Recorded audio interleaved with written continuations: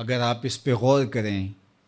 تو آداب معاشرت کا خلاصہ ہے یہ حدیث۔ آقا کریم نے ارشاد فرمایا اتنی دیر تک کوئی شخص کامل مومن نہیں ہو سکتا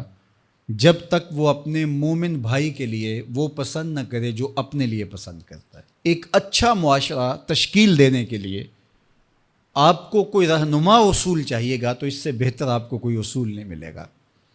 اپنے لیے بہرحال بندہ بہتر ہی چاہتا ہے، تو جب وہ اس مزاج میں ڈھل جائے کہ میں اپنے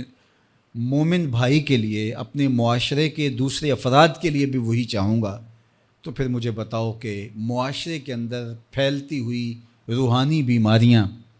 حسد، حقد، بغض، کینہ، نفرت، ایک دوسرے کو نیچا دکھانا، تکبر، رعونت، غرور، یہ ساری چیزیں یہ کہیں آپ کو نظر بھی نہیں آئیں۔ صرف اسی حدیث کو اپنا امام بنا لیا جائے اور اپنا منشور حیات مان لیا جائے۔ محمد بن حنفیہ رضی اللہ تعالیٰ عنہ حضرت علی المرتضیٰ رضی اللہ تعالیٰ عنہ کے فرزند ہیں، لیکن حضرت سیدہ فاطمہ الزہرا سلام اللہ علیہا سے نہیں ہیں، اور حضرت امام حسن رضی اللہ تعالیٰ عنہ حضور علیہ الصلوۃ والسلام کے نواسے، تو بھائی آپس میں، تو دونوں میں کسی معاملے میں شکر رنجی ہو جاتی ہے۔ شکر رنجی، جس رنج میں مٹھاس ہو، شکر ہو، میٹھی ناراضگی، کوئی بغض حسد پہ مشتمل ناراضگی نہیں۔ تو حضرت محمد بن حنفیہ ایک دن بیٹھے تو سوچا کہ وہ میرے عمر میں بھی بڑے بھائی ہیں، اور پھر دوسری بات یہ ہے کہ وہ رسول خدا کی بیٹی کے بیٹے ہیں، ان کا یہ اعزاز ہے، بہرحال مجھے تو یہ اعزاز نہیں ہے، پھر جوانان جنت کے سردار بھی ہیں،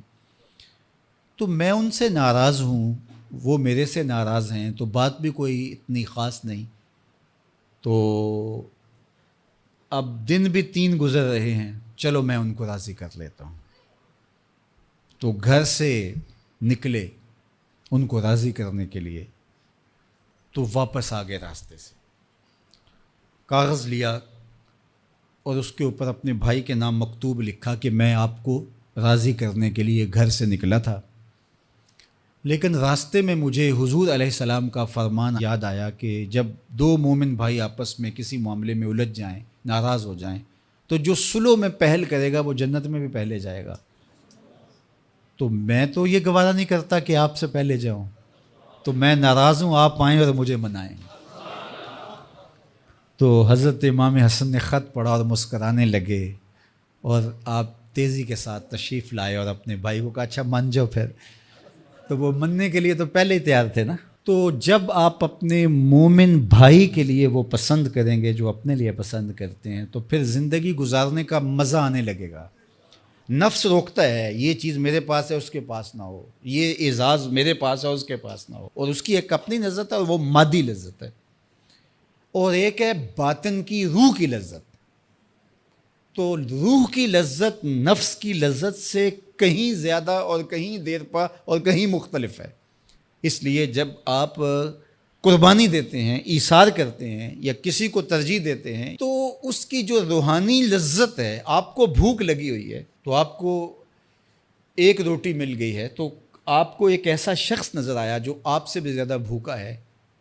اور آپ کسی نمائش کے لیے نہیں، محض اللہ کے رضا کے لیے اس کو روٹی دے کر کے دیکھیں، خود بھوک کاٹ کے دیکھیں، وہ مرغن کھانوں میں سرور نہیں آئے گا جو اس بھوک میں لطف آپ کو آئے گا۔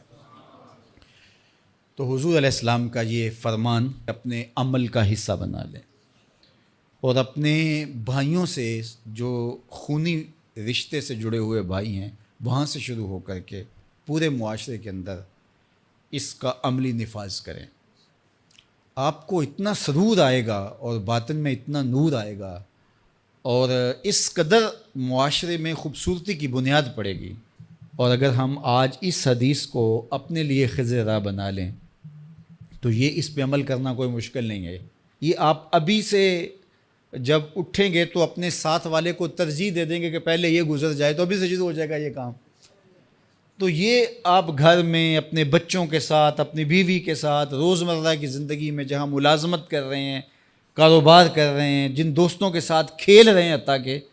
تو یہ وہ چیز ہے کہ اس کا آغاز عمل سے پہلے سوچوں سے شروع ہو جاتا ہے۔ کہ آپ کسی کے لیے اچھا سوچنا شروع کر دیں. جو اپنے لیے سوچتے ہیں وہ اپنے بھائی کے لیے بھی سوچیں. ہمارے بزرگ فرمایا کرتے تھے کہ کسی کے ساتھ دوستی کا ایک حق یہ بھی ہے کہ اس کی آخرت کے لیے سوچا جائے کہ یہ میرا دوست ہے تو دنیا میں میرے ساتھ ہے تو حشر میں بھی جنت میں میرے ساتھ ہو. تو اس کی ہدایت کے لیے اگر نماز نہیں پڑھتا تو اس کو نماز کی طرف لے کر آئیں. اگر اس کے معاملات کے اندر خرابیاں ہیں تو ان کو دور کرنے کی کوشش کریں اور